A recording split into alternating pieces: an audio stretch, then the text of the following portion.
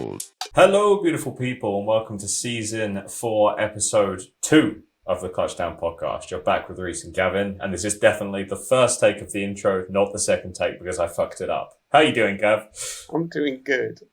Yeah, the double thumbs up for... Buddy Christ. Cool people do. Thumbs up for Christ. Buddy Christ, the film. Buddy Christ. What's that? Yeah. Matt Damon, Ben Affleck film. What, Good Will Hunting? No. It's the only film they did together, right? No. The film Did they play about... They were angels. They fell from the sky. Oh, okay. Were they buddies? Yes. But Buddy Christ was like the thing. Oh, okay. Right. God, Well, that's going to make a great clip. I'll have to check it out. We'll definitely be using this to promote the podcast to all of our NFL fans. Right. Well, let's not dilly-dally, as they say. We should talk about some NFL. In terms of off-season, not much actual pure NFL news. You obviously had the schedule releases of everything, which was great. We thought instead of trying to focus on every single matchup and all that this week, we'd kick things off first this week by chatting about the announcement of the London games for this year's international series. 3 games in London this year. Again, 2 games at Tottenham Hotspur Stadium, 1 game at Wembley. The Jags are back for 2 games. The first of the London games starts on the 6th of October, which is the Jets versus the Vikings. Second of the London games, which is the week after, 13th of October, Jags versus the Bears. Third and final of the London games, and this time at Wembley Stadium, Patriots versus Jags on the 20th of October. Any initial thoughts from you? Any things that you're excited for? Anything you're not excited for? I think the thing is, whenever you see like the hype is built up by NFL UK, rightly so. Like, it's always exciting. I can't say I was overwhelmed. My initial reaction wasn't like, oh, wow, like they're amazing. But then when you kind of think a little bit more about it, it's exciting to see Aaron Rodgers. We get the number 1 draft pick. There are things to be excited about. It's good you mentioned that, actually, because I thought that I noted down a few of the kind of stories for each game. Because, you know, I know you're a story guy. I know you like a story. Bedtime story especially, but an NFL story as well. Everything with Once Upon a Time, and I'm yours. Once upon a time, there was a beautiful man named Gavin. Hello. Who lived in a big castle with a small penis. But enough about us. NFL. So first game, story of the first game, Jets versus Vikings. You've obviously got Aaron Rodgers. He's playing against the Vikings. A familiar opponent for him, being on the Packers for so many years. Mm-hmm. Running back on the Vikings is Aaron Jones. So you've got a guy who's come from the Packers as well. So you've got that kind of old, storied teammates now playing against each other in London. Yeah. So it's not a team that Aaron Rodgers is unfamiliar with. And also this time round, he's back in London for the Packers were the last team to play in London 2 seasons ago. And Aaron Rodgers is back in London, lost his first game against the Giants. So he's got that retribution angle sort of going into this year's series, which I'm sort of interested to see. It's a big year for the Jets, isn't it? Because obviously last year was supposed to be that exciting year with Rodgers. So, obviously if we can get to the point where he's still fit by October the 6th, it's never, anyone like Aaron Rodgers comes, Tom Brady comes over, anyone like that comes to England. It's exciting. It's a reason to be excited because these guys are, he's a Hall of Famer, isn't he? He's a legend. Yeah, 100%. Yeah, it's there's an aura about certain players. Same with Mahomes playing in Germany last season and all that. Like there is. I wasn't there. Didn't happen. Oh yeah. That doesn't exist. Well, this is a London game special. So in fairness, I've gone offside immediately. Yes. After the small penis joke, it's all going downhill. What's wrong with you today?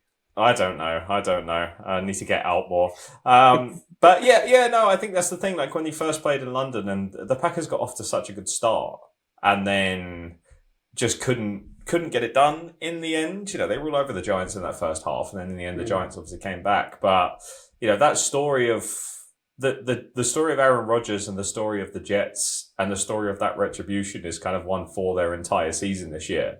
As I say, first game last season after 3 or 4 plays, that's it. Your star and, Hall of Fame quarterback is out immediately. And now this is the season of, there's been a lot of what ifs with the Jets. There's been that, what if Zach Wilson can take that step?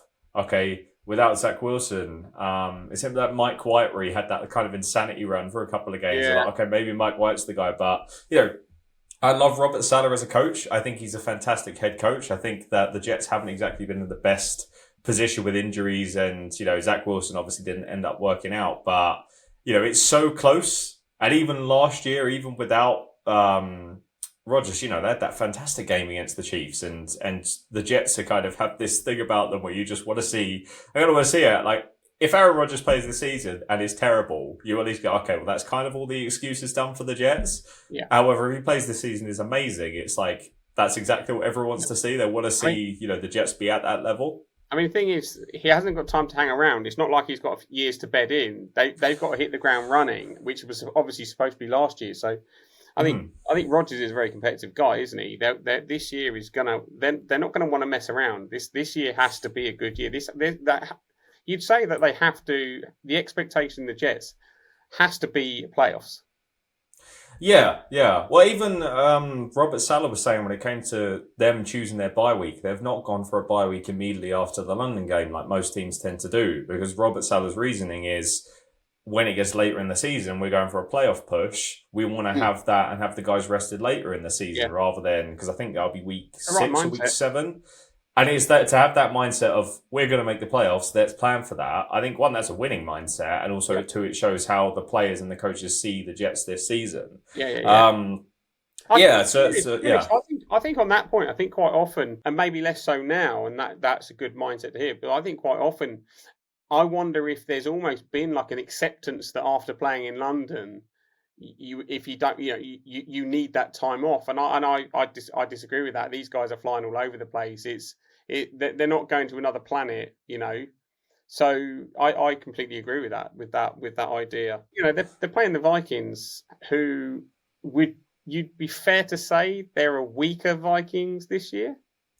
It's definitely up in the air. Obviously lost starting quarterback Kirk Cousins in free agency, lost, star pass rusher Daniil Hunter in free agency. They don't have Dalvin Cook anymore. They've got a lot of, young players and all that, but, and there's kind of questions around what's going to happen with Justin Jefferson. Is he going to resign? Is he going to go somewhere else? Like all that.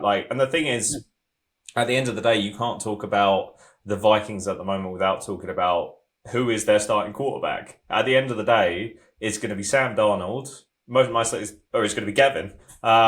It's going to be that would be, imagine like a WrestleMania return. Like, where's Gavin? He's not been getting any shots in the meantime. Turn around, there's you leading the fucking Vikings out of the tunnel. That big Kirk chain on over the top. Let's go with the glasses. Win, guys. Yeah, come on, boys. Let's do this. Boys. Up the hammers. What? I don't know. That's a football quote. Football reference. I'm not a West Ham fan. I didn't even. That's strike 3 for you. Sorry, I don't know what's gotten into me today. Jesus. This is what happens when I try to have fun. No, never have fun. Never have fun. Yeah, that was our one rule when we started you try to have fun and you drink 3 pints before a podcast. Yeah, that's a good point. Yeah, those don't go hand in hand. Yeah, it didn't. No, just kidding. We're all good. So you would think, is it really Sam Darnold going forward?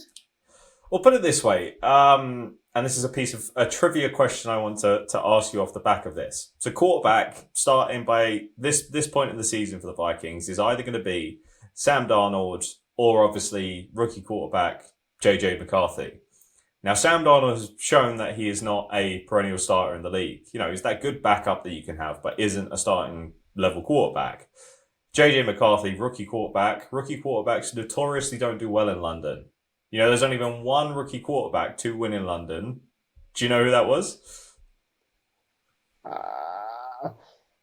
First win of his career as well. That's Trevor Lawrence. Yeah.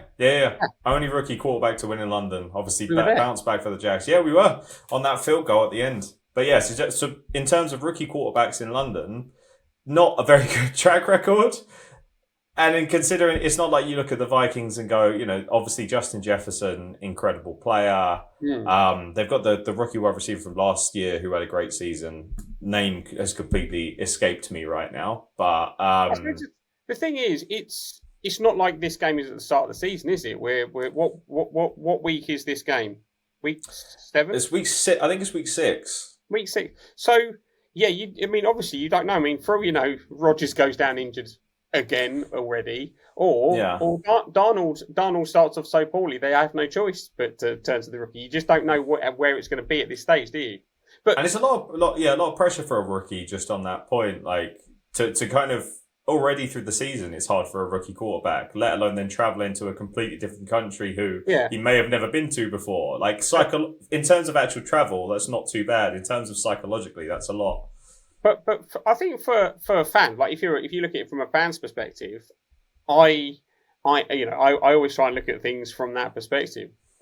The chance of seeing a high draft pick rookie quarterback, I find exciting as a fan, because you have to go into it thinking there's a reason he was picked, and this guy's going to do good things for us.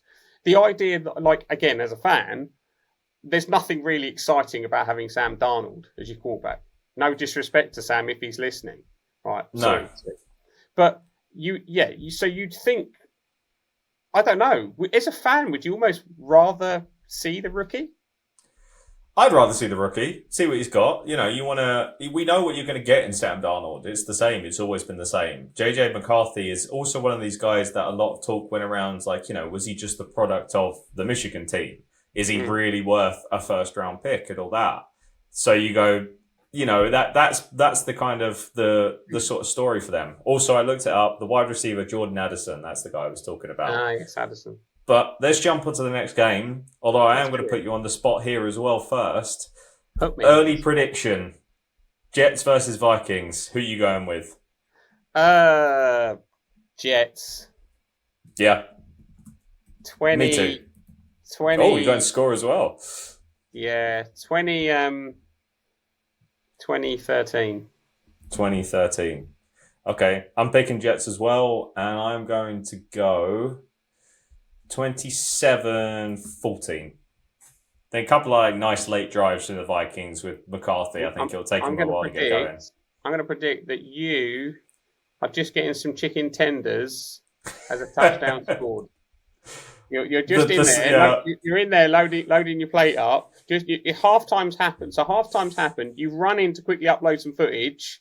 You thought you'd go and grab some chicken tenders. You're still eating that whilst you're uploading the footage, and then you hear the roar from the crowd, and it's like, yeah, Jets just scored. Reese, did you get that? No, I'm eating chicken tenders.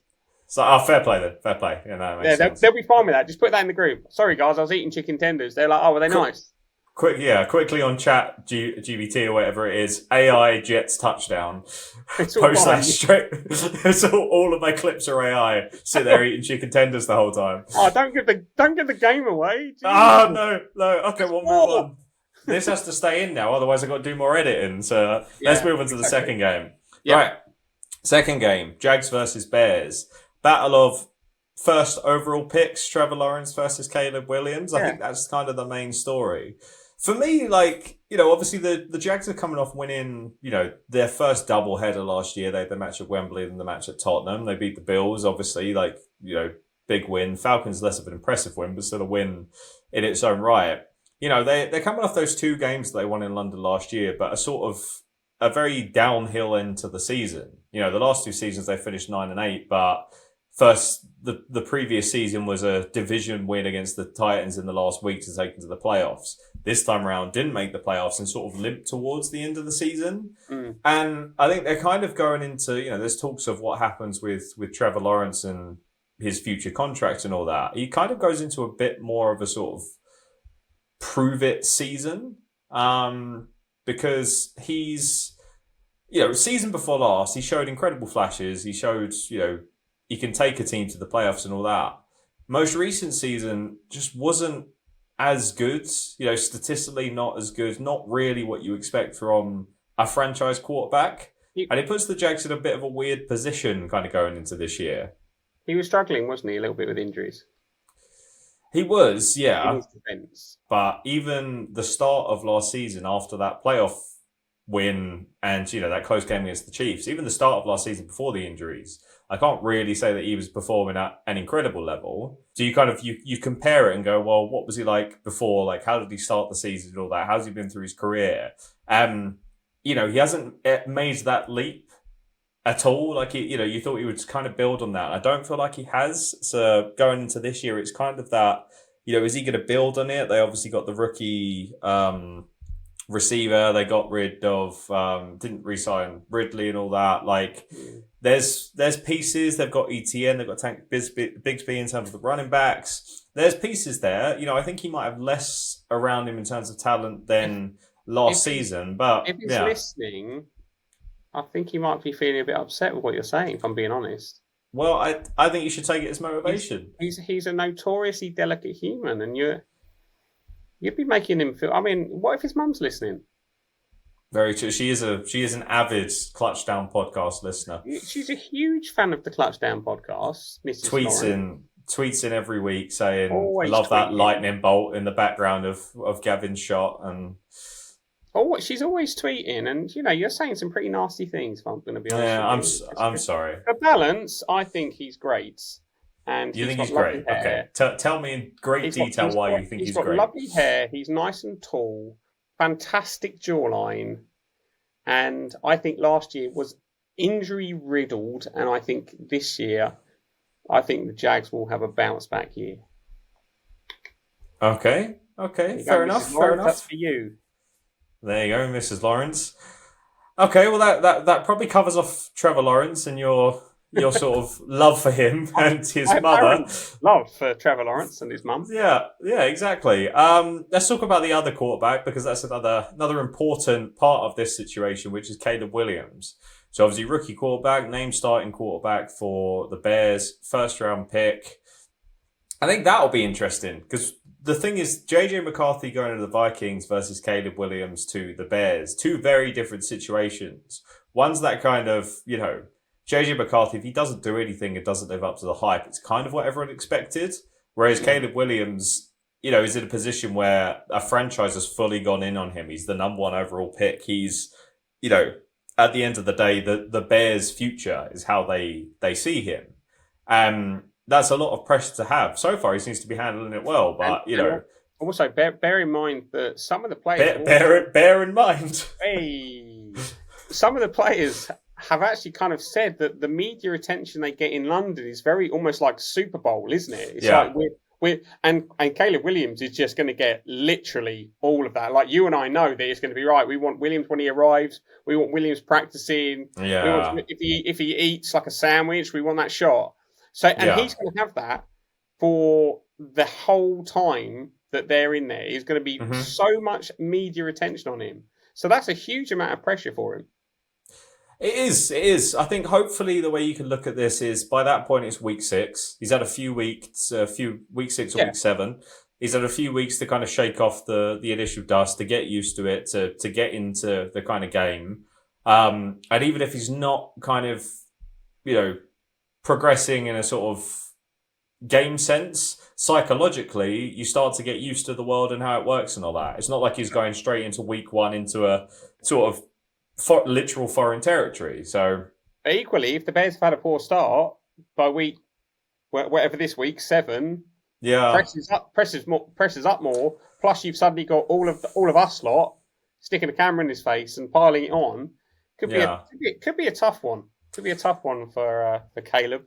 It's a good point. So there's a kind of more of a psychological game of warfare rather than just a pure NFL physical game sense. So with that in mind, Jags versus Bears, who's your pick for this game? Bears will walk it. You reckon? I don't know.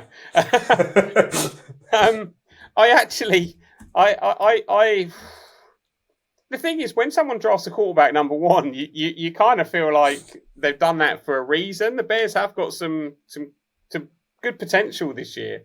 I think this is going to be a really close one. Yeah. like really, really, really hard to tell. You can go first. Okay, well, it's interesting because I'm going off of the narrative I spoke about earlier. Jags went into their season, Trevor Lawrence's rookie season. They had a terrible start to the season. Their first win and the first win of Trevor Lawrence's career was that game in London. So I think even if the Bears have a crappy start to the season, I think it's going to be a similar story. Number one overall pick, potentially getting his first win, or at least I think that the Bears will win this game. So I'm taking Bears. I don't think it's going to be a barnstorming, high scoring game. I'm going to go for a 20-19 score, the Bears. My God. I was going 21-20. Oh, Bears. but to who? To Bears. All right, okay. Yeah. So 1 point game predictions from both of us. Fair play. And then we've got the exciting Patriots Jags. Yes, yeah, Patriots Jags. Probably, I think out of the three, you're most excited for Jets Vikings. I suppose. The thing is, I'll just go with this thought. Mm-hmm. It's a really interesting season for the Patriots, isn't it? Yeah, there's a lot of question marks. Well, it's the post Belichick era, so it's going to be very, very, very interesting to see how it plays out. I won't go into the prediction yet. I'll let you talk more. Yeah, I think that you're right. There's a lot of question marks around this team. Post Belichick, Jared Mayo's the coach. Post Tom Brady and Mac Jones and all that, they got their first round rookie in Drake May. It's a kind of a similar story to the Vikings Jets games in terms of the Jags go into the season knowing, at least for this season, who their starting quarterback is. The Patriots go into this season going, okay, well, it could potentially be Jacoby Brissett, again, similar to Sam Darnold, showing flashes, could be a competent quarterback, but is not at that starting level. Or is it going to be the rookie, the high draft pick rookie that we're going to go for? It's kind of that similar sort of narrative that's there, especially when you think about the level of expectation with the Jags when they're in London. I think it's interesting. I think it's so hard to go what's gonna sort of go on here, because again, from the Patriots point of view, I think the difference with the Vikings is Jordan Addison, Justin Jefferson. Even if Justin Jefferson was traded first week of the season, you've still got a first round pick wide receiver who played very, very well in his rookie season. You've got someone to throw to there. The Patriots don't really have a lot of kind of top receivers to throw to. It's a lot of those kind of wide receiver 2, wide receiver 3 guys.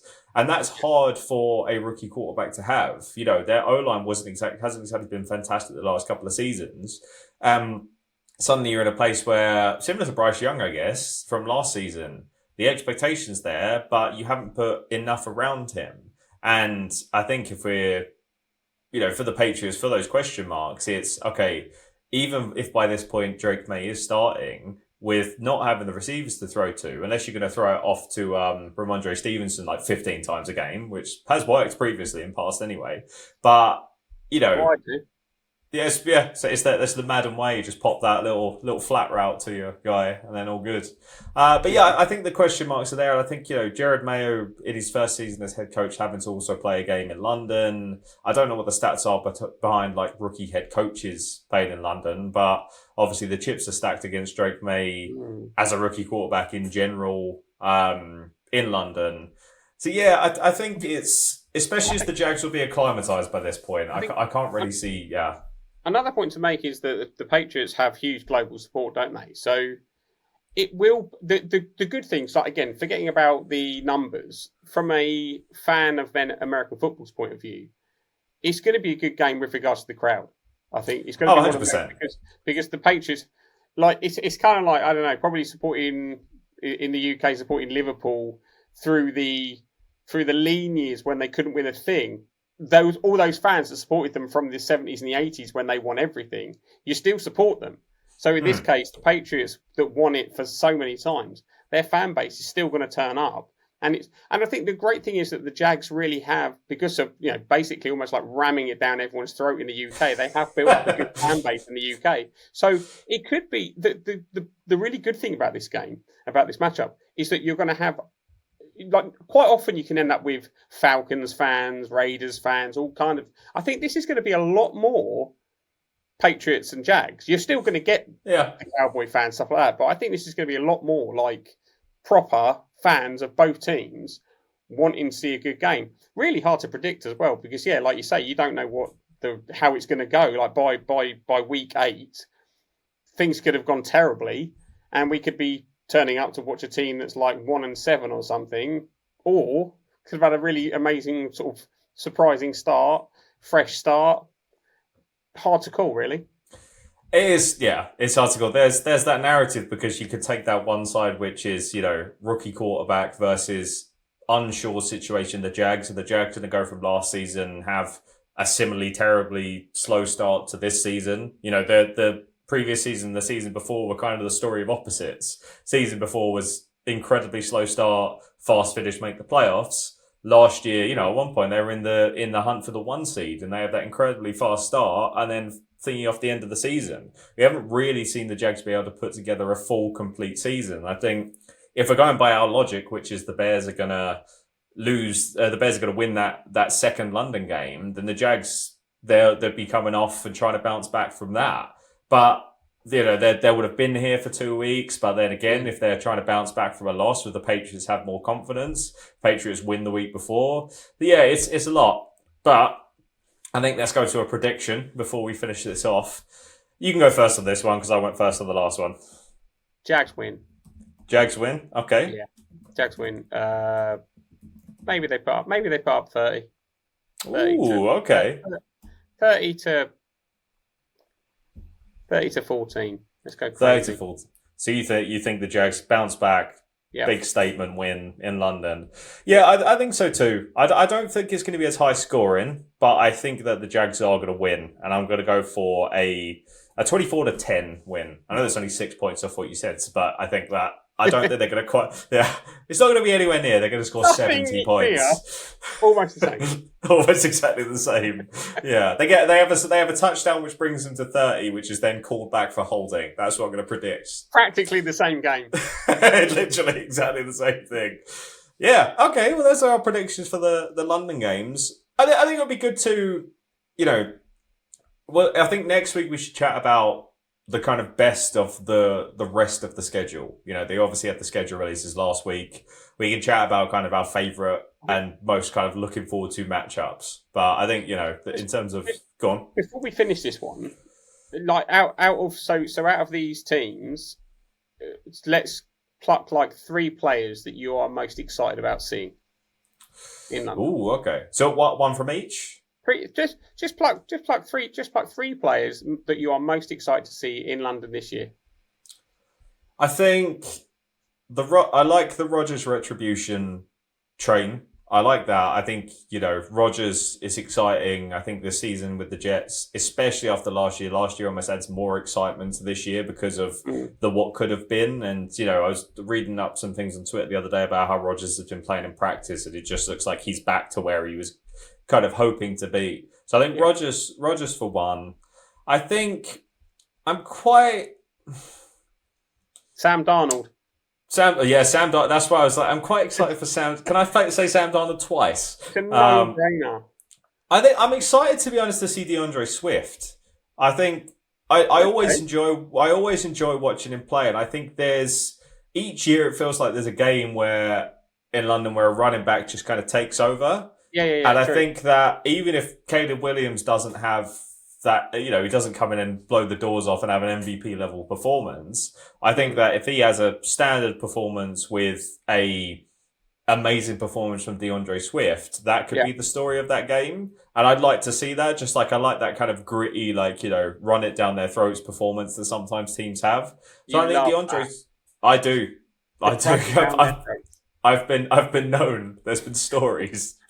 So DeAndre Swift, and then I'm not going to go for. You're not going to Caleb Williams. Well, I think it's too. it's too much of an obvious choice, and I don't necessarily think he's going to be. I don't necessarily think he's going to have the most amazing performance. I think it'll be, oh, this is cool, and then kind of you get into the game, and then it's more about the running game. So I'd say DeAndre Swift, and then third, let's say Trevor Lawrence, because I got a selfie video of him last year, and I want to see if he recognizes me. Did you say Trevor Lawrence or Mrs. Lawrence? Mrs. Lawrence, yeah, Mrs. Lawrence. I'll drop her a text. Hey, How you doing? How's Trev? Hey. How's Big T? Big T Law? Can I come round for mac and cheese again, miss? No, delete this number. Stop messaging me. Leave me alone. Oh, stop it. That guy that thinks he's your friend because he got one selfie video keeps messaging me. Yeah. There we go. No. I mean, for a bit of actual analysis, I think I am excited to see Trevor Lawrence, in fairness, because I want to see what he can do this season. I think as the type of guy and quarterback and person you want to be your franchise quarterback, he kind of has that. I think similar to like Lamar Jackson, you look at him and go, that's the type of person that I want to be at the forefront. No scandals, no bullshit in the media, no stupid things. That's it. And I think that, but just like Trevor Lawrence, I like how he plays when he plays well, and I just want it more consistent. What about if he had a little bit more dad bod? Yeah, that's true. That would be the final. Perfect. That would make me a Jags fan. If he had 6'7" dad bod. Dad bod. Tuddies in the week, burgers at the weekend. That's what you want. I'm not sure if you mentioned it earlier, but obviously I don't know if anyone. In case you haven't seen it, Patrick Mahomes' dad bod's turning up, just insane. It makes. I don't know. Do people love or hate Patrick Mahomes? I'm not sure. I don't have a problem with Patrick Mahomes.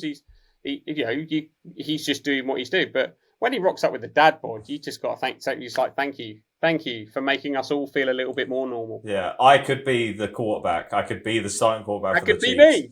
Yeah, that could be Gav. Gav throwing touchdowns. I think it's the classic thing of people just love to hate anything that's good.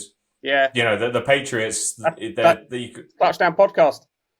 Touchdown podcast. Yeah, exactly. No one listens because it's so good. They love to hate us. Yeah, no one listens, right? Because we're so good. That's it. So it's like that just quote from Peep Show, which is, where he says, Super Hands, he made a baseline that's so good he literally can't turn it off. He tried but can't turn it off. That's us with this, but people quite easily turn it off. So, oh well. Swings and roundabouts. Oh well. At least we try. We try. I would like to ask you what your three plays you're excited about, but I don't know if we need to wrap it up now, so you tell me. My three excited. Caleb Williams was his number one draft pick, and I'm weak for that kind of shit. Aaron Rodgers, obviously, love him or hate him, and I'm not saying I necessarily love a lot of the stuff he says. He's a great quarterback, and it's always a pleasure to see a world-class quarterback, and of course, obviously, Mrs. Lawrence. Of course. There you go. Rookie quarterback, vice president, Trevor Lawrence's mum. Easy. Finish on that note. Right, well, perfect. Thanks for joining us for another episode. We hope you enjoyed the thrilling analysis of Patrick Mahomes' dad bod. We'll be back again next week with another episode. Follow us on Instagram and TikTok at ClutchdownPod. I'm not going to mention follow us on X because I haven't posted anything on there in about a year, but I do post stuff on the TikTok and Instagram every single week. Clips from the shows, all that kind of stuff. So there you go. On that note, join us again next week.